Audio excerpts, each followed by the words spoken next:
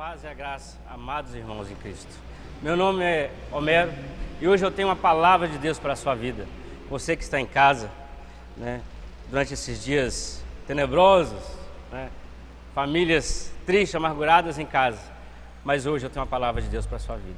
Queria fazer um convite a você, que nesse momento às vezes está assistindo a um jornal, às vezes nesse exato momento assistindo algum vídeo, algum filme.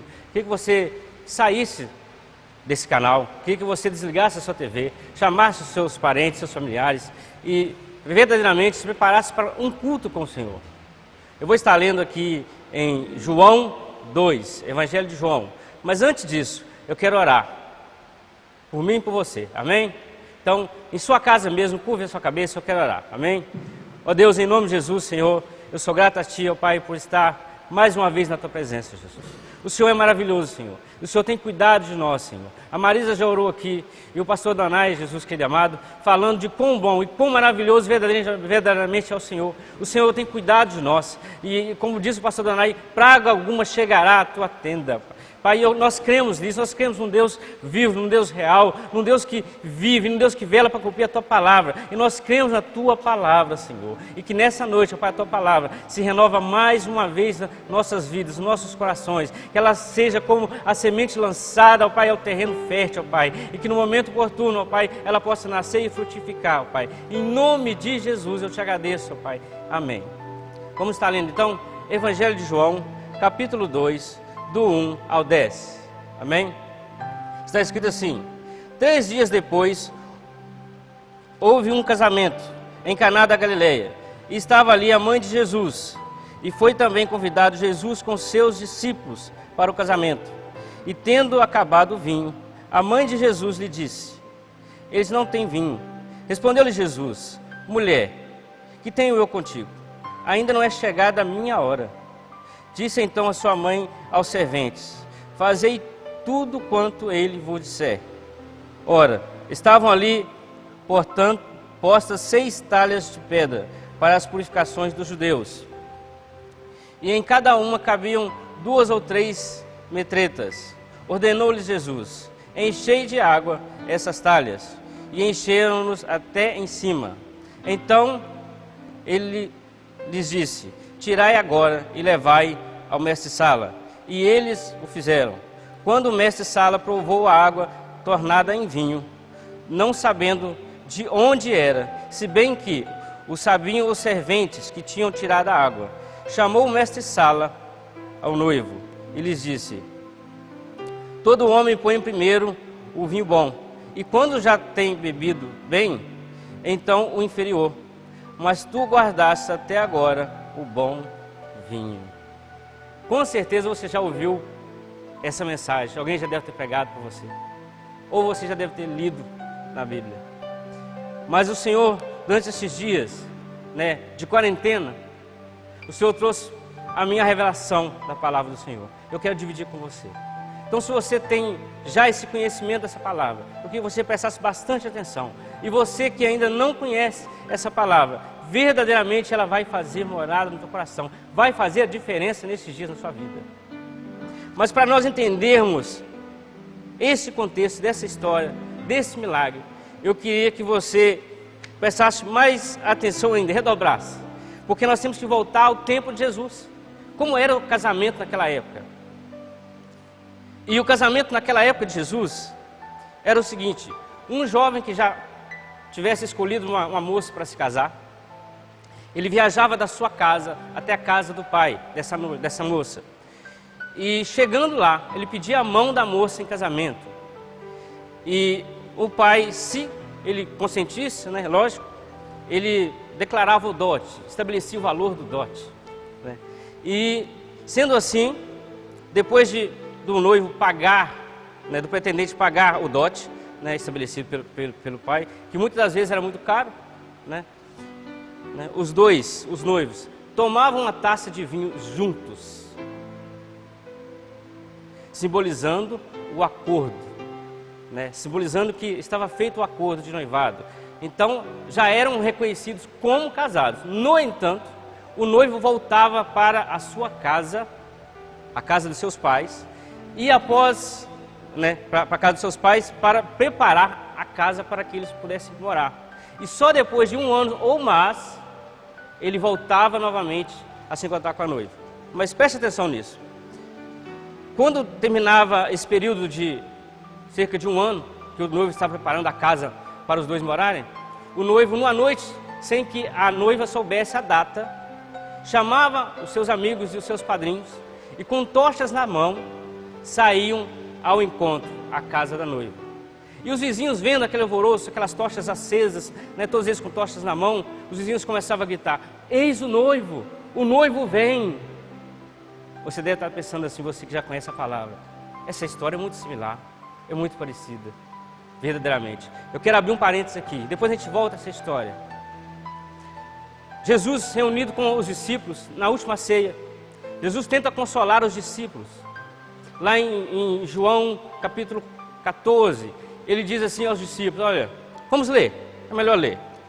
Vamos ler, João 14, do 1 ao 4, diz assim, olha, não se turbe o vosso coração, credes em Deus, credes também em mim, na casa de meu Pai há muitas moradas, se não fosse assim, eu não vos teria dito, vou preparar-vos lugar, e se eu for e vos preparar lugar, virei outra vez, e vos tomarei para mim mesmo, para que onde eu estiver, estejais vós também.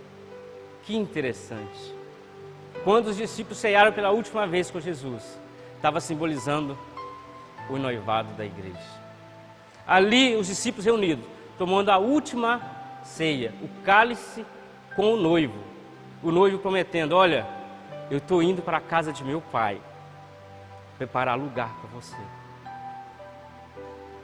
Eu não vou dizer para você que é daqui a 1 ano, porque a Bíblia diz assim, ó, que um dia é como 1000 anos para Deus. Então nós não podemos estabelecer datas, mas é muito simbólico isso, né? Que um dia o Senhor vai voltar. Isso é maravilhoso. E muitos estão pensando aqui agora, né? Vendo isso, ouvindo isso, né? Ih, Homero vai falar sobre Apocalipse. Não. Eu quero trazer uma palavra de esperança ao teu coração nessa noite, né? Que embora as coisas estejam tão confusas e tão bagunçadas nesses dias, ainda há esperança. As coisas vão mudar. Olha, e quando aquele noivo voltava com as tochas acesas até a casa da noiva, eu quero dar um pulo bem rápido assim, para adiantar a história, para não ser muito comprida. O noivo chegava até a casa da noiva, né, para os preparativos do casamento, e iniciava-se o casamento, né, que é muito diferente de hoje. Hoje os casamentos demoram 30, 20, 40 minutos, todo mundo já está sem paciência, todo querendo comer e beber, não é assim? Pois bem. E o casamento de antigamente durava 7 dias ou mais. Então imagina você, essa moça que convidou Jesus, teve o privilégio de convidar Jesus para o seu casamento. E essa festa durando 7 dias ou mais.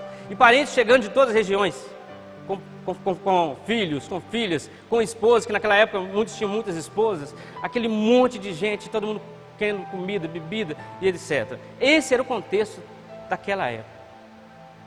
E então, não podia faltar o vinho. Por que não podia faltar o vinho, Homero? De que tão importância tem esse vinho? O vinho simbolizava a alegria. Eu lembro de Noé, quando Noé sai da arca, depois de muito tempo naquela arca, e a arca para no Monte Ararat, e a Bíblia nos fala que quando Noé desceu, passado um tempo, Noé começou a cultivar a terra. E a primeira coisa que Noé plantou foi uma vinha. E Noé queria se alegrar. Desde então, o vinho se tornou esse símbolo de alegria. Ok? Então, quando faltou o vinho na festa daquela moça, imagina vocês, os parentes chegando, sabendo que um dos símbolos da alegria era o vinho. E principalmente o vinho faltou. Mas preste atenção. Eles não convidaram qualquer um, eles convidaram Jesus para o seu casamento, para estar na festividade do seu casamento. Que privilégio reconhecer Jesus. Eu sei que hoje muitos já se casaram, alguns durante essa quarentena já estão pensando até em separar, não é verdade? Pois bem, mas ainda há tempo para você chamar Jesus para fazer parte do seu casamento. Ainda há tempo. Você pode convidar Jesus ainda para fazer parte do seu casamento. Caso você não saiba, Jesus, Deus é a fonte da alegria. Deus é a fonte da alegria. Lá no Jardim do Éden, só tinha Adão e Eva. Presta atenção nisso. Que coisa maravilhosa era aquilo. Adão e Eva. E os animais. Como aquele casal era feliz. A Bíblia fala que durante o dia, aliás, quando findava o dia, no entardecer, Deus vinha falar com Adão e com Eva todos os dias. A primeira família representada ali. E todos os dias Deus vinha falar com eles. Olha o privilégio. Olha o privilégio. Eu quero dizer para você que esse projeto de Deus ainda não acabou. Não acabou. Esse é o projeto dele. É uma família estabelecida nos planos dele, no qual ele seja o centro. Ele seja o centro. Quantas vezes nós passamos dias e dias sem falar com nossas esposas, brigados, e aí não conseguimos orar, não conseguimos falar, não é assim? Vamos voltar ao texto, para que não saia e não seja muito demoroso nessas histórias. Pois bem, a Bíblia fala que ele é o centro e que ele é a nossa alegria. Nós vamos estar lendo aqui duas referências apenas, para dizer que ele é a alegria, ok? Lá em Salmo 30, verso 11. Salmo 30, verso 11. 11 e 12. Salmos, capítulo 30, versículo 11. Diz assim: tornaste o meu pranto em regozijo, tiraste o meu cilício e me cingiste de alegria. Alegria. Salmos 16, 11. Volte um pouquinho aí. Salmos 16, capítulo 16, verso 11. Está bem pertinho. Diz assim: tu me farás conhecer a vereda da vida. Na tua presença há plenitude de alegria. A tua mão direita há delícias perpetuamente. Ele é a fonte da nossa alegria. Mas aí você pode estar pensando assim agora aí: mas irmão Mero, nós estamos vivendo uns dias tão tenebrosos, você vem falar de alegria comigo? Como é que eu vou engolir essa palavra? Como é que eu vou entender? Como é que eu vou discernir essa palavra? Eu vou te contar a história de dois homens, Paulo e Silas. Paulo e Silas foram presos. E a Bíblia fala que eles tomaram açoites, foram humilhados durante o dia. Mas a Bíblia também conta que por volta da meia-noite eles estavam orando, adorando a Deus. Eles decidiram adorar a Deus em meio à dor, em meio à tristeza, em meio à humilhação. E a Bíblia fala assim, desse jeito, presta atenção, por volta da meia-noite, enquanto eles adoravam e louvavam a Deus, veio um terremoto de tamanha grandeza, que estremeceu os alicerces daquele lugar, daquele cárcere, e as celas se abriram e foram soltos eles. Olha, esse é o segredo.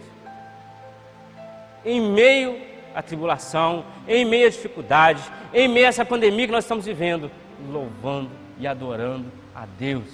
Esse é o nosso segredo. Essa é a fonte da alegria. Adore ao Senhor, não importa onde, não importa a condição. Porque a Bíblia fala assim, de repente veio um terremoto. Preste atenção nisso. Eles estavam adorando e louvando a Deus. E a Bíblia fala assim, ó, essa é a frase, guarda isso. De repente veio um terremoto e o soltou. Preste atenção. Aquela moça, esse casal que convidou Jesus para estar no seu casamento. Vocês já ouviram falar quanto tempo que demora para fazer um vinho? Eu não vou falar para você detalhes, não sou cientista para isso. Mas um bom vinho demora muitos anos para ser feito. Muitos anos. E Jesus ali em segundos, de repente, transformou a água em vinho. Enquanto você estiver adorando a Deus, louvando a Deus no seu lar, na sua casa, de repente, Deus pode mudar a sua situação. De repente, Deus pode transformar a tua vida. De repente, Deus pode mudar a situação do nosso país.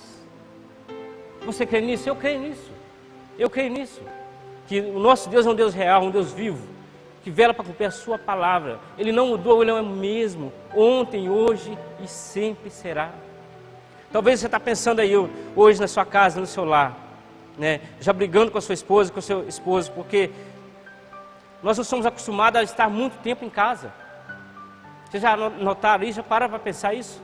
Porque o homem e a mulher, durante o dia, ficam distantes. Um trabalha em um lugar e outro trabalha em outro, né? E durante as semanas, à noite, ainda temos alguns afazeres. Nós somos evangélicos, então temos que ir à igreja, temos nossos afazeres. Então nós passamos muito pouco tempo em casa com os nossos familiares. E aí o que acontece nesses dias?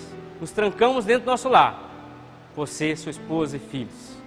Ah, Jesus! Você esqueceu até que a sua esposa fazia cocô. Você esqueceu? É verdade.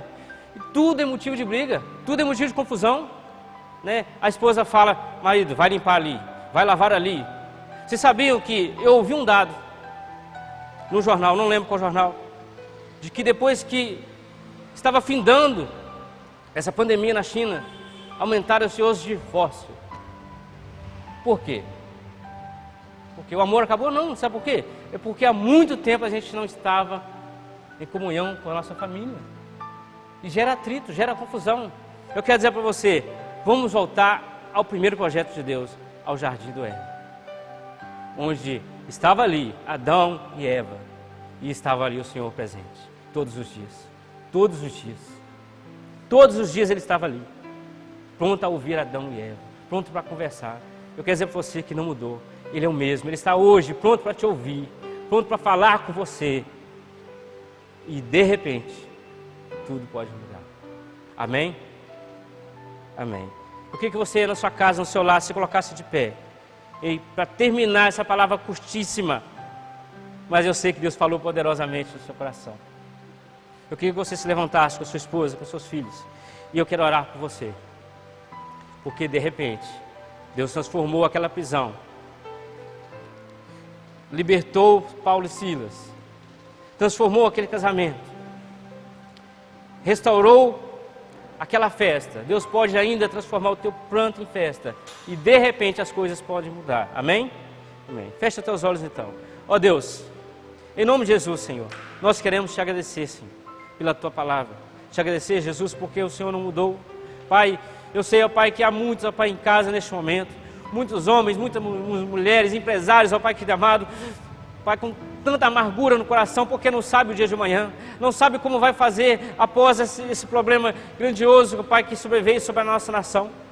Pai, mas a Tua palavra, Pai, é muito clara, que verdadeiramente a solução está no Senhor. Está em nós nos dobrarmos os nossos joelhos, reconhecer verdadeiramente quem o Senhor é. A Tua palavra diz que Tu és o dono do ouro e da prata, Jesus. A solução está no Senhor, em buscarmos a Tua face, e nos voltarmos novamente ao Senhor, Pai. Em nome de Jesus, Pai, eu declaro sobre cada família Tua, sobre cada família, Pai, que está guardada por Ti, ó Deus, que essa pandemia, que esse problema de saúde não chegará aos nossos lares, no nome de Jesus, Pai. Pai, que verdadeiramente, ó Pai, e que essa pessoa, ó Pai, que amado, que já acha que está sentindo sintomas, ó Pai, nós repreendemos nessa noite, ó Pai, que seja sarada, que seja curada, nesse exato momento, em nome de Jesus, que o Senhor possa te abençoar nesse dia, no nome de Jesus. Amém.